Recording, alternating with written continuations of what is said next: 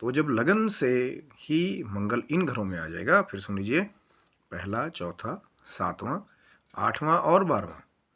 तो जातक जो है वो मांगलिक हो गया। लेकिन अब बहुत सारे लोग कहते हैं कि मंगल दोष है, कुजा दोषा है, इसकी वजह से शादी नहीं हो रही, विलंब हो रहा है। लेकिन जो दूसरा पहलू है, जो पॉजिटिव पहलू है इस चीज़ का, वो ये है कि मांगलिक का मतलब कभी भी जो है वो अमंगल करने वाला नहीं है। सिर्फ डिफरेंस क्या है कि जो ऊर्जाएं हैं, ऊर्जाएं जो है वो मांगलिक जातक की ज़्यादा होती हैं। जैसे कि जो लगन लगन में मंगल आ जाए तो ऊर्जाएं बहुत लेवल पे ज़्यादा होती हैं। हाँ,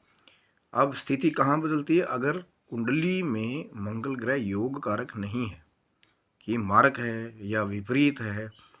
तब वो गलत प्रभाव देने का ज़्यादातर काम करता है। और वहाँ पे ही कई बार जो है फिर जैसे विवाह में देरी, लड़ाई झगड़ा इत्यादि भी, अगर ये उग्र जो ऊर्जाएं हैं, अगर बैलेंस नहीं किया जाए। अब बैलेंस करने के बहुत सारे उपाय भी हैं, और करना चाहे कोई तो जहाँ चाह वहाँ राह, सब कुछ कर सकता है। कई जगह तो आपने देखा होगा कि कई ज्योतिष ये प्रमाण देते हैं कि फिर चांदी में जो है सुच्चा मोती, या जो पर्ल है मोती जो है, वो धारण करवा देते हैं कि थोड़ा सा जो है ठंडक रहे। लेकिन अब उस चार्ट में ये भी देखना बहुत ज़रूरी है कि कहीं चंद्रमा जो है वो नीच का तो नहीं है,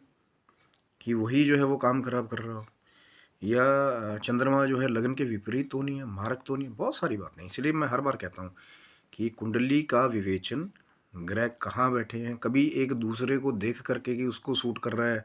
उसको तो फ़ायदा होगा, उसने हाथ में डाला हुआ है। लेकिन आपका जो पर्सनल जो लगन चार्ट है, वो फिर अगर डिटेल है, फिर नवांशा में कितनी जो डिग्री वाइज कितना उसमें इलेबोरेटी है, वो अलग बात है। पर लगन चार्ट में ग्रह कौन सा योग कारक है, कौन सा फायदा देने वाला है, कौन सा मारक है, ये सारी जजमेंट करने के बाद ही एक तरह से कंक्लूजन पे आएंगे कि कुंडली में जो आपका मंगल है वो आपको पॉजिटिव रिजल्ट देने वाला है, फिर उसको बढ़ाना है, या नेगेटिव रिजल्ट देने वाला है। क्योंकि वहाँ फिर वैदिक पूजा भी मंगल ग्रह की कर सकते हैं। ओम क्रांग क्रिंग क्रौंसा भमाय नमः, इस मंत्र का जब भी जो है मंगलवार के दिन यदि किया जाए, और अगर नेगेटिव इफ़ेक्ट्स मिल रहे हैं, तो वो जो